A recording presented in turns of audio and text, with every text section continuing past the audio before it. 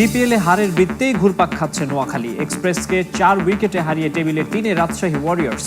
রাতের ম্যাচে বাজিমাত সিলেটের, ঢাকা হারল 20 রানে।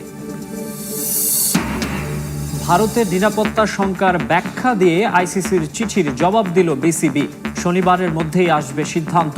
বোর্ডের অবস্থানকে সমর্থন পররাষ্ট্র উপদেষ্টার। সরকার কিংবা মানুষের চাপে নয়, বিশ্বকাপ নিয়ে সিদ্ধান্তে বিবেচনায় নিতে হবে দেশের ক্রিকেটের স্বার্থ। মন্তব্য তামিম ইকবালের। ক্রিকেটের ক্ষতি না করার আহ্বান। মোস্তাফিজকে আইপিএল থেকে বাদ দিয়ে ভুল করেছে KKR. Perfect team man cutter master, বললেন মিকি আর্থার। রাজনীতিকে খেলার মাঠে নিয়ে আসায় হতাশ দাভিদ মালান। হারের বৃত্ত থেকে বের হতে পারল না নোয়াখালী এক্সপ্রেস। বিপিএল এর দিনের প্রথম ম্যাচে রাজশাহী ওয়ারিয়র্সের কাছে 4 উইকেটে হারল নবাগত দলটি। টস হেরে প্রথমে ব্যাট করে সৌম্য সরকারের 50-তে নির্ধারিত ওভারে 5 উইকেট হারিয়ে 151 রান সংগ্রহ করে নোয়াখালী। জবাবে মোহাম্মদ ওয়াসিমের 60 রানের ইনিংসে ভর করে জয় নিশ্চিত হয় পদ্মাপাড়ের দলটির। নবাগত নোয়াখালী এক্সপ্রেসের এমন অবস্থা যেন প্রতিপক্ষকে 2 পয়েন্ট দেওয়ার জন্যই মাঠে নামে, কোনো চেষ্টাই যেন কাজে আসছে না। একটা জয়ের খোঁজে এদিন মাঠে নামে রাজশাহী ওয়ারিয়র্সের বিপক্ষে। এ দলটাও নবাগত, তবে নাজমুল হোসেন শান্তর নেতৃত্বে দারুণ ক্রিকেট খেলছে ফ্র্যাঞ্চাইজিটি। এদিন টস হেরে ব্যাট করতে নেমে দারুণ কিছুর আভাস দেয় নোয়াখালী এক্সপ্রেস। ওপেনিংয়ে পরিবর্তন এনে 5 ম্যাচ পর সুযোগ দেওয়া হয় শাহাদাত হোসেন দীপুকে। সৌম্য সরকার আর দীপু মিলে পাওয়ার প্লেটা ভালোভাবেই ব্যবহার করার চেষ্টা করেন। এদিন রানও পান 2 ওপেনার।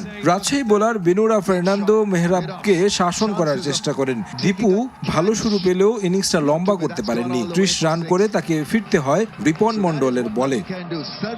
এক প্রান্ত আগলে রাখেন সৌম্য, তবে মাজ সাদাকাত 3 নম্বরে এসে লম্বা করতে পারেননি ইনিংস। 7 রান করে ফেরেন। মোহাম্মদ নবী আর সৌম্য সরকার মিলে জুটি করেন। নবী 26 বলে করেন 35 রান।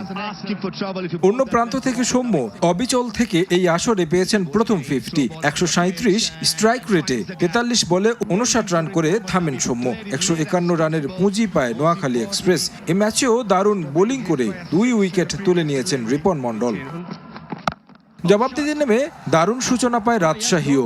তানজিদ তামিম দলে নবাগত যুক্ত হওয়া মোহাম্মদ ওয়াসিমকে নিয়ে জুটি করেন 47 রানের, তবে নামের সুবিচার করতে পারছেন না রাজশাহী ওপেনার তানজিদ। এদিনও ভালো সূচনা পেয়ে ফিরে গেছেন 21 রান করে। বিশ্বকাপ দলে থাকা এই ক্রিকেটার রান তুলেছেন 105 স্ট্রাইক রেটে, যা চিন্তার কারণ হতে পারে জাতীয় দলের টিম ম্যানেজমেন্টের জন্য। তবে প্রথমবার রাজশাহী জার্সিতে বিপিএল খেলতে নেমেই বাজিমাত করলেন সংযুক্ত আরব আমিরাত ক্রিকেটার মোহাম্মদ ওয়াসিম। ব্যাটিং করেন 171 স্ট্রাইক রেটে। জয়ের পথটা সুগম হয় তার ব্যাটে। প্রথম ম্যাচে সেঞ্চুরি পাওয়া নাজমুল শান্ত এদিন ব্যর্থ। 1 রান আসে তার ব্যাট থেকে। 50-র দেখা পান ওয়াসিম। 35 বলে 60 রান আসে তার ব্যাট থেকে। চেষ্টা করেন মুশফিক আর রায়ান বার্ল। মুশির ব্যাটে আসে 19 রান আর বার্ল অপরাজিত থাকেন 19 রানে। 4 উইকেটের জয় নিশ্চিত হয় রাজশাহীর। এই জয়ে পয়েন্ট টেবিলের 3 নম্বরে উঠে এসেছে রাজশাহী ওয়ারিয়র্স। আর এখনো কোনো জয়ের দেখা না পাওয়া নোয়াখালী আছে সেই তলানিতেই। এক ম্যাচ বাদেই আবারও হারের তিক্ততা পেল ঢাকা ক্যাপিটালস। রাতের ম্যাচে মিঠুনদের বিপক্ষে 20 রানের জয় পেয়েছে সিলেট টাইটান্স। টস জিতে প্রথমে সিলেটকে ব্যাটিংয়ে পাঠায় ঢাকা। শুরুটাও হয় তাদের পরিকল্পনা মতো। দলীয় 72 রানেই 3 উইকেট হারায় টাইটান্স। পরে ওমর জাইয়ের 33 রান ও শেষ দিকে মঈন আলীর 8 বলে 28 রানের ঝোড়ো ইনিংসে 180 রানের সংগ্রহ পায় সিলেট। জবাবে ঢাকার ওপেনিং জুটি ভাঙে 56 রানে। এরপর ছন্দহীন হয়ে পড়ে ক্যাপিটালসও। দলীয় 70 রানের আগেই ফিরে যান ফর্মে থাকা নাসির শামীম। 51 রান করে গুরবাজ ফিরে গেলে আরও চাপে পড়ে যায় তারা।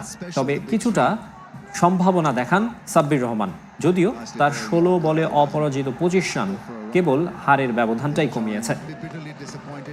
দেখছিলেন শিরোনাম, এবারে বিস্তারিত। শুরুতেই জানাবো ক্রিকেটের খবর। আইসিসির চিঠির জবাব দিল বাংলাদেশ ক্রিকেট বোর্ড। বৃহস্পতিবার দুপুরে ক্রিকেটারদের নিরাপত্তা শঙ্কার বিষয়টি ব্যাখ্যা করে এই চিঠি পাঠায় বিসিবি। ভারতের মাটিতে কেন বিশ্বকাপ খেলা সম্ভব নয় তার সমস্ত ডকুমেন্টস আইসিসিকে পাঠানো হয়েছে বলে নিশ্চিত করেছে বিসিবি সূত্র। আগামী রোববারের আগেই চূড়ান্ত সিদ্ধান্ত জানাবে ক্রিকেটের নিয়ন্ত্রক সংস্থা। এদিকে টি-20 বিশ্বকাপ ইস্যুতে বাংলাদেশ ক্রিকেট দলের ভারতে যাওয়া না যাওয়ার প্রশ্নে যুব ও ক্রীড়া মন্ত্রণালয়ের সঙ্গে একমত পোষণ করেছেন অন্তর্বর্তীকালীন সরকারের পররাষ্ট্র উপদেষ্টা তৌহিদ হাসান। শেষ পেরেকটা ঠুকে দিল বাংলাদেশ ক্রিকেট বোর্ড। সম্ভবত ফেরার শেষ দরজাটাও বন্ধ হয়ে গেল। এখান থেকে এখন আপনি এগিয়ে যাবেন অথবা হার মেনে নেবেন। নতুন করে শুরু করা আর সম্ভব না। বুধবার যুব ও ক্রীড়া মন্ত্রণালয়ের দায়িত্বপ্রাপ্ত উপদেষ্টা আসিফ নজরুলের সঙ্গে পরামর্শ করে যে সিদ্ধান্ত নিয়েছিল বুলবুল বাহিনী, আজ তার প্রতিফলন ঘটালো বোর্ড। ভারতে ক্রিকেটারদের নিরাপত্তা শঙ্কার কারণ, বর্তমান ভারত বাংলাদেশ রাজনৈতিক পরিস্থিতি সমস্ত কিছু ব্যাখ্যা করে আইসিসি বরাবর পাল্টা চিঠি পাঠালো বিসিবি। এখন সিদ্ধান্ত জানানোর পালা আইসিসির, আর অপেক্ষা বাংলাদেশের। ধারণা করা হচ্ছে 10 জানুয়ারির মধ্যেই চূড়ান্ত সিদ্ধান্ত আসবে আরব আমিরাতের হেডকোয়ার্টার থেকে। প্রেক্ষাপটটা একদিনে তৈরি হয়নি। দিনের পর দিন বাংলাদেশের প্রতি ভারতের আগ্রাসী মনোভাব এই রাজনৈতিক টানাপোড়েনের সৃষ্টি করেছে। বিশেষ করে অন্তর্বর্তীকালীন সরকার দায়িত্ব নেয়ার পর থেকেই বাংলাদেশ ইস্যুতে অনেক বেশি অসহিষ্ণু হয়ে উঠেছে ভারতীয় মিডিয়া থেকে শুরু করে সাধারণ নাগরিক এবং সরকার, যার প্রভাব দুই দেশের কূটনীতি, বাণিজ্য, পারস্পরিক সম্পর্কে পড়েছে ভালোভাবেই। ভারতে দুর্বৃত্তদের আক্রমণের কারণে বন্ধ আছে বাংলাদেশের দূতাবাস, এমনকি ভিসা কার্যক্রমও বন্ধ রেখেছে বাংলাদেশ কনসুলেটগুলো। এ অবস্থায় মোস্তাফিজ ইস্যুটি আগুনে ঘি ঢালার মতো হয়ে যায়। যুব ক্রীড়া উপদেষ্টার অনড় সিদ্ধান্তের সঙ্গে আজ একমত পোষণ করে নিজের অবস্থান জানিয়েছেন পররাষ্ট্র উপদেষ্টা তৌহিদ হোসেন। ক্রিকেটারদের নিরাপত্তা এবং দেশের মর্যাদা নষ্ট করে বিশ্বকাপে না যাওয়ার সিদ্ধান্তের সঙ্গে শতভাগ একমত পোষণ করেছেন তিনি। আসিফ নজরুল অ্যাজ মিনিস্টার যেটা বলেছেন, আমি সম্পূর্ণ সমর্থন করি এটাকে। যে আমি এটাকে এভাবে দেখি যে একজন ক্রিকেটার সে তো একটা সীমিত সময় ওখানে যাবে, খেলবে, তারপরে হোটেলে চলে যাবে। তার নিরাপত্তা যদি দেওয়া সম্ভব হয়, সে কারণেই তো তাকে ফেরত দেওয়া হয়েছে অস্টেনসিভলি। তাহলে আমার এই যে টিম যাবে, শুধু টিম যাবে না, টিমের সমর্থকরা তো যাবে, খেলা দেখতে যাবে লোকজন, তাদের নিরাপত্তা প্রশ্ন আছে। আমরা কি করে বিশ্বাস করবো যে তারা নিরাপদ থাকবে? এক। দুই হচ্ছে যে হিন্দুত্ববাদী সংগঠনগুলির যে একটা বাংলাদেশ বিরোধী কার্যকলাপ এবং কথাবার্তা চলতেছে, সেটার প্রেক্ষিতে আসলে সত্যিকার অর্থেই তো ভারতীয় সংস্থাগুলির পক্ষে নিরাপত্তা দেওয়া কঠিন হবে সবাইকে। সেই হিসাবে যে আমরা আসলে খেলবো, কিন্তু ভারতের বাইরে খেলবো, যেখানে এই সমস্যা হবে। আসিফ নজরুলের মতো তৌহিদ হোসেনেরও আশা, বিসিবির লেখা চিঠি থেকে বাংলাদেশের অবস্থান বুঝতে পারবে আইসিসি এবং দাবি মেনে শ্রীলঙ্কাতেই হবে বাংলাদেশের বিশ্বকাপের ম্যাচ। নিয়ন মোহাইমিন, সময় সংবাদ। এদিকে দেশের ক্রিকেটের স্বার্থ বিবেচনায় ভারত বিশ্বকাপ নিয়ে সিদ্ধান্ত নেওয়া উচিত বলে মন্তব্য করেছেন তামিম ইকবাল। সরকার কিংবা সাধারণ মানুষের চাপে আবেগের বশবর্তী না হয়ে ক্রিকেট বোর্ডকে বাস্তববাদী হওয়ার পরামর্শ তার। যে কোনো পরিস্থিতিতে ক্রিকেটের যেন কোনো ক্ষতি না হয় সেদিকে মনোযোগ রাখার আহ্বান সাবেক অধিনায়কের। এদিন আবারও বুলবুলের নেতৃত্বাধীন ক্রিকেট বোর্ডকে অবৈধ আখ্যায়িত করে ক্ষোভ ঝেড়েছেন দেশের বর্তমান ক্রিকেট পরিস্থিতি নিয়ে। আইসিসি টি-20 বিশ্ব আসরের 1 মাসেরও কম সময় বাকি, অথচ বাংলাদেশ দলের ভারত সফর এখনো অনিশ্চিত। সরকার থেকে ক্রিকেট বোর্ড নিজেদের অবস্থান নিয়ে অনড়। তামিম ইকবালের মতে আবেগতাড়িত হয়ে এমন সিদ্ধান্ত নিয়েছে বোর্ড। সরকার কিংবা দর্শকের চাপ উপেক্ষা করে দেশের ক্রিকেটের স্বার্থে বাস্তববাদী হবার পরামর্শ। পাবলিক ওপিনিয়ন অনেক রকমের থাকে।